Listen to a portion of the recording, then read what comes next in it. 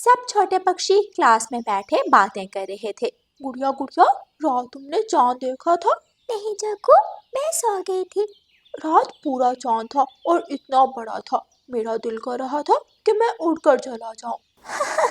जग्गू भाई, आज तक कोई पक्षी भी चांद पर नहीं गया, तुम कैसे जा सकते हो? मैं जाऊंगी चांद पर। जब कोई पक्षी नहीं गया तो तुम कैसे जा सकती हो? मेरी मम्मा बहुत अच्छी है, वो हमारी हर बात मानती है। देखना जग्गू, वो मुझे चांद भी ला देंगी। गुड़िया, जब तुम्हारे घर चांद आया तो मुझे जरूर बताना। हाँ ठीक है। स्कूल से छुट्टी हो जाती है। सब छोटे पक्षी अपने अपने घरों को चले जाते हैं। गुड़िया घर आकर अपनी मम्मा रानू चिड़िया से कहती है, मम्मा मम्मा, आपसे कुछ मांगू? हाँ गुड़िया बेटी, क्या चाहिए आपको? मम्मा वादा करें आप मुझे ला कर देंगी। इससे पहले कि रानू चिड़िया कुछ कहती, कुकू जल्दी से बोलता है, मम्मा मम्मा प्लीज वादा मत करना। क्यों, क्या हुआ? कुकू बेटा, आप ऐसे क्यों कह रहे हैं? मम्मा, वादा करने से पहले एक बार पूछ तो ले, इसे क्या चाहिए? गुड़िया बेटी, क्या चाहिए आपको? चांद। मम्मा मुझे चांद चाहिए। क्या?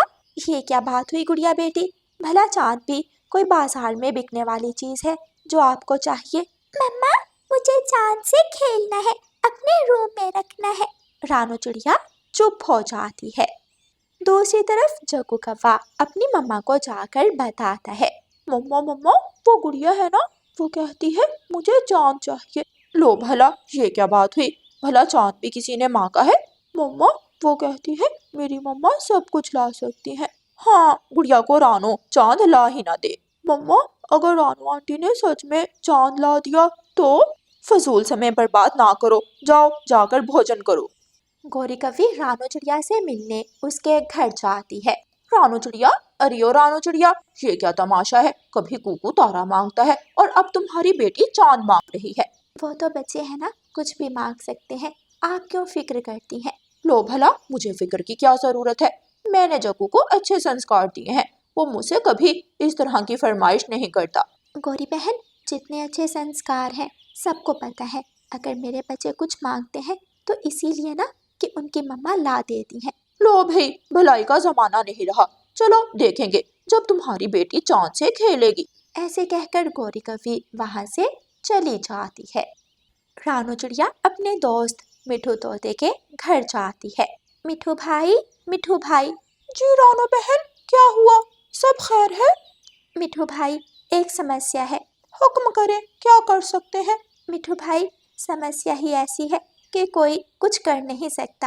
आप बताएं तो। फिर रानू चिड़िया मिठू तोते को सारी बात बताती है।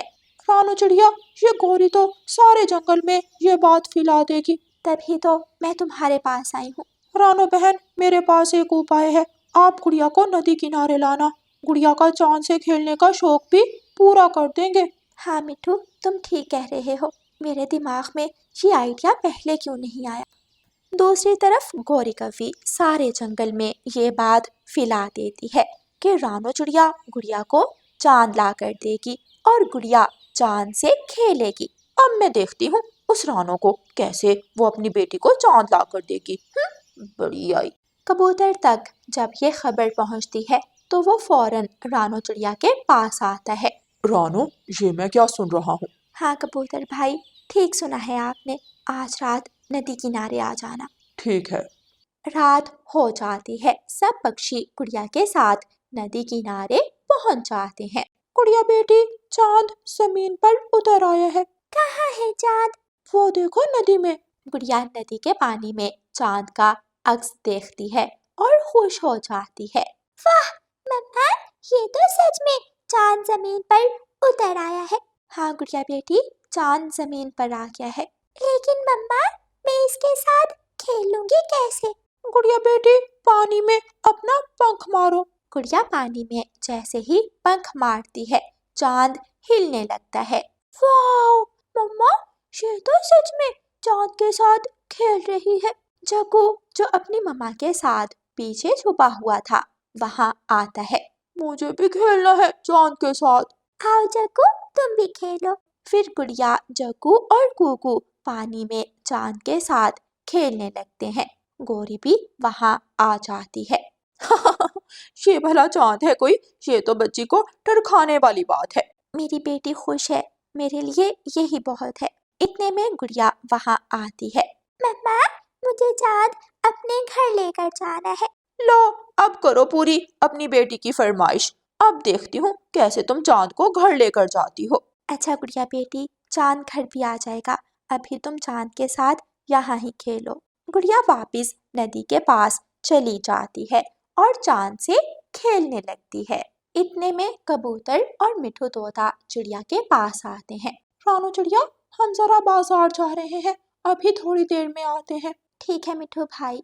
मिठू तोता और कबूतर बाजार जाते हैं और वहाँ से सफेद चमकता कपड़ा लाते हैं और एक गद्दे को चांद की शेप में काट कर उसके ऊपर वो चमकता हुआ कपड़ा लपेट देते हैं।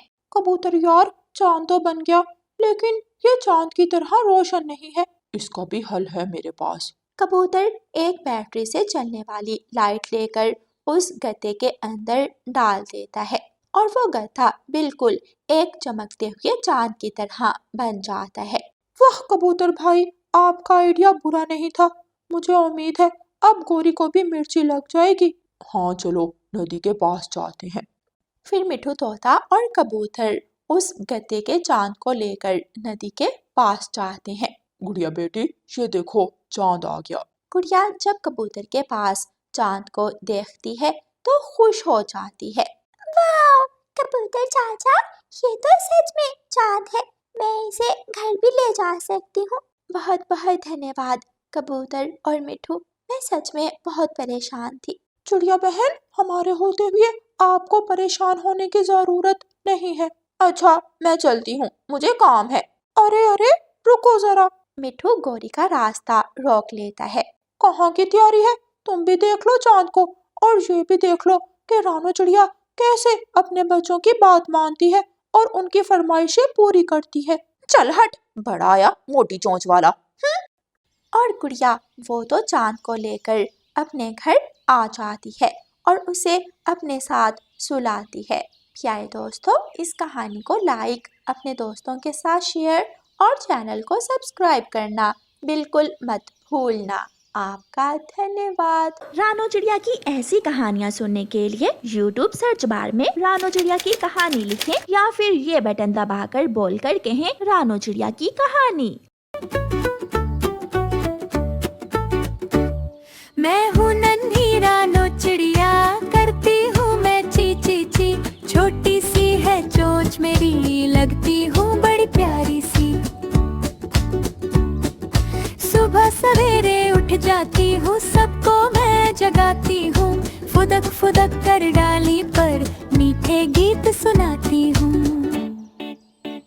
रानो चिड़िया, रानो चिड़िया, उड़ती जाए फुर फुर फुर। नीला अंबर मेरा घर है, पंख फैलाकर उड़ती हूँ। दाना चुगने आंगन में मैं झटपट नीचे आती हूँ। एक जंगल में गौरी कफी और उसका पति कालू कौवा रहते थे। दोनों बहुत लालची थे और हर वक्त दूसरों की दौलत हड़प करने के बहाने सोचते थे। गौरी, बहुत दिन हो गए, कोई शिकार नहीं मिला। हाँ कालू, अब तो सारी जमा पूंजी भी खत्म हो रही है। तो कुछ करो ना। हमेशा मैं ही क्यों करूं, तुम भी हाथ हिला लिया करो। जब भी तुम्हें जरूरत पड़ती है मैं पूरा साथ देता हूँ तुम्हारा। हाँ हाँ, बस बस, सब पता है मुझे।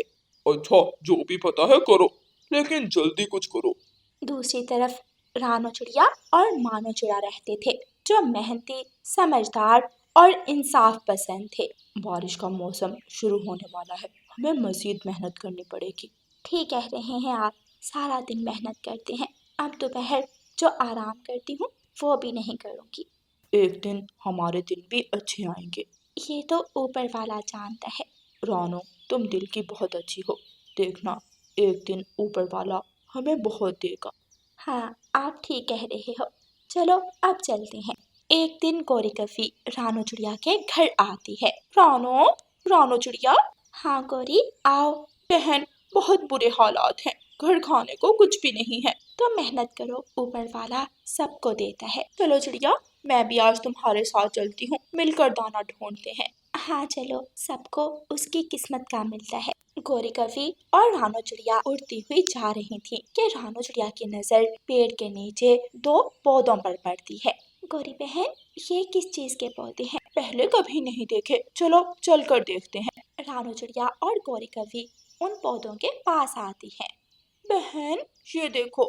रानो चिड़िया एक पौधा उठाती है जिस पर पैसे लगे होते हैं। पौधे पर पैसे? हाँ, लग तो ऐसे ही रहा है। वाह, मेरे तो दिन फिर के। गोरी कवि रानो चिड़िया के हाथ से पौधा छीन लेती है। इधर दो, ये मेरा है। लेकिन इसे मैंने उठाया है। तुम दूसरा ले लो, ये तो मैं लूंगी। रानो चिड़िया दूसरा पौधा देखती है तो वो बिल्कुल आम पौधा था। रानो चिड़िया वो पौधा उठा लेती है। मैं अमीर हो गई। रानो, तुम ये आम पौधा ले लो।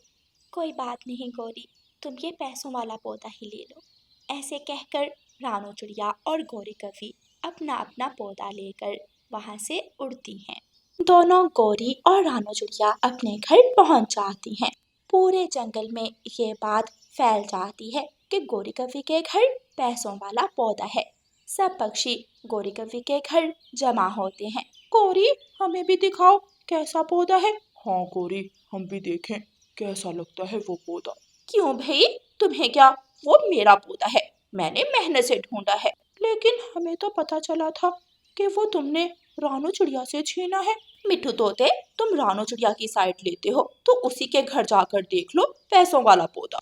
लेकिन उसके पास तो आम पौधा है। अगर तुमने मेरा पौधा चोरी कर लिया तो? चलो मिठू, हम रानो चिड़िया के घर जाते हैं। कबूतर और मिठू तोता रानो चिड़िया के घर आते हैं।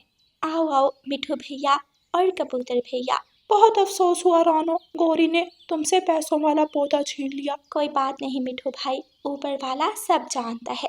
रानो चिड़िया, ऊपर वाला तुम्हें बहुत देगा। जब ऊपर वाला मुझे देगा तो मैं आप सबको भी दूंगी। मिठू तोता और कबूतर खुश हो जाते हैं। दोनों चिड़िया और गोरी कवि अपना अपना पौधा अपने घरों के आंगन में लगा लेती हैं। थोड़े दिनों बाद बारिश का मौसम आता है और तेज बारिशें शुरू हो जाती हैं। गोरी कवि और रानो चिड़िया हर वक्त अपने अपने पौधों की रखवाली करती थी। तेज बारिशों से रानो चिड़िया का पौधा बड़ा हो जाता है और गोरी कवि का पौधा सूख जाता है। देखो गालू, ये क्या हो गया? मेरा पौधा सूख गया है। गोरी, तुमने ठीक से देखभाल नहीं की अपने पौधे की। अच्छा तो तुम कर लेते, वैसे भी तुम्हें खाने के अलावा कोई काम नहीं। तुम तो पता नहीं इतनी कामचोर कैसे हो। ठीक है, जब इस पौधे पर पैसे लगेंगे तो तुम मत लेना। वो तुम्हारी किस्मत में नहीं है, पौधा तो सूख गया है। रानो चिड़िया का पौधा देखो कैसे हरा भरा है। तुम्हें तो हर वक्त रानो चिड़िया नजर आती है। वो तुम्हारी तरह काली नहीं है, सुंदर भी कितनी है और मेहनती भी। एक दिन रानो चिड़िया और मानो चिड़ा सोकर उठते हैं तो देखते हैं कि उनके पेड़ पर सोने के सेब लगे हुए हैं। रानो, तुम्हारी मेहनत रंग ले आई, देखो कितने सुंदर सेब हैं। हाँ मानो जी, मैंने इस पौधे की बहुत देखभाल की है। ऊपर वाले ने हमें मेहनत का सिला दिया है। अब बाकी सब पक्षियों को भूल मत जाना। नहीं मानो जी, इस सेब के पौधे पर सबका हक है। चलो जल्दी से टोकरी भरो और सबके घरों में देकर आते हैं। जंगल के सभी पक्षी सोने के सेबों का पौधा देखने रानो चिड़िया के घर आते हैं। रानो चिड़िया, दिखा तो सही पौधा कैसा है। वो देखो कबूतर भैया, वो पौधा है जो सुनहरी सेबों से भरा हुआ है। रानो चिड़िया, ऊपर वाले ने तुम्हारी मेहनत का बहुत बड़ा इनाम दिया है। हाँ तोते भैया, ये सब ऊपर वाले की मेहरबानी है। तुम्हें पता है रानो, गोरी का पौधा सूख गया है। अच्छा, लेकिन आपको किसने बताया? अरे जंगल में सबको पता है। हाँ रानो, उसने तुमसे पौधा छीना था, उसको उस बात की सजा मिली है। कोई बात नहीं कबूतर भैया, मैं उसको भी सोने का सेब देकर आती हूँ। ये हम सबका पौधा है। तभी तो ऊपर वाले ने तुम्हें इतना दिया है। रानू चिड़िया इस बात पर ऊपर वाले का धन्यवाद करती है। देखा प्यारे दोस्तों, मिलता वही है जो किस्मत में हो। हम हाथ से तो छीन सकते हैं मगर किस्मत से नहीं। और प्यारे दोस्तों, इस कहानी को लाइक, अपने दोस्तों के साथ शेयर और चैनल को सब्सक्राइब करना बिल्कुल मत भूलना। आपका धन्यवाद।